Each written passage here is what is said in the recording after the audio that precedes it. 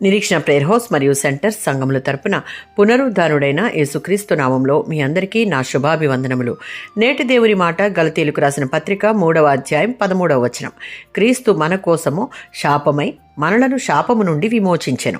గలతీ సంఘంలో కొందరు తప్పుడు బోధకులు వచ్చి యేసుక్రీస్తును విశ్వసించడం మాత్రమే సరిపోదు, మోషే ధర్మశాస్త్రాన్ని కూడా పాటించాలి అని బోధిస్తున్న తరుణంలో దానికి ప్రతిగా అపోస్తులుడైన పౌలు ఈ పత్రికను రాశాడు. ఈ అధ్యాయంలో పౌలు రక్షణ ధర్మశాస్త్ర క్రియల ద్వారా కాదు, విశ్వాసం ద్వారా మాత్రమే వస్తుంది అని చెప్పడం చూడవచ్చు.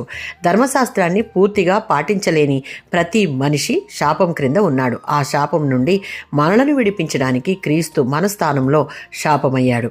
క్రీస్తు మన కోసం శాపమై అనగా యేసు స్వయంగా పాపి కాదు. 2 కొరింథీయులకు రాసిన పత్రిక 5వ అధ్యాయం 21వ వచనం. పాపము ఎరుగని వానిని మన కొరకు పాపముగా చేసెను. యేసుక్రీస్తు స్వయంగా పాపి కాదు, మన పాపాల శిక్షను తన మీద వేసుకున్నాడు. ధర్మశాస్త్రం యొక్క శాపము నుండి మనలను విమోచించాడు. ధర్మశాస్త్రం పవిత్రమైనది, కానీ దానిని పూర్తిగా పాటించలేని ప్రతి ఒక్కరూ శాపానికి పాత్రలు. గలతీయులకు రాసిన పత్రిక 3వ అధ్యాయం 10వ వచనం.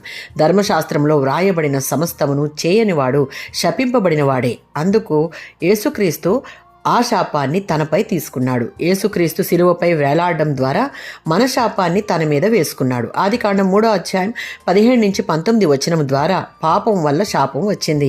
ఆ శాప కూపంలో ఉన్న మానవాళి పొందవలసినటువంటి శిక్షను క్రీస్తు మన స్థానంలో నిలిచి ఆ శిక్షను ఆయన భరించాడు.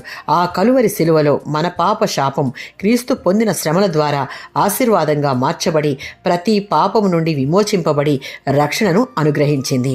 ఈ రక్షణ కేవలం క్రీస్తుపై ఉంచిన విశ్వాసం ద్వారానే లభించింది. ఆమేన్.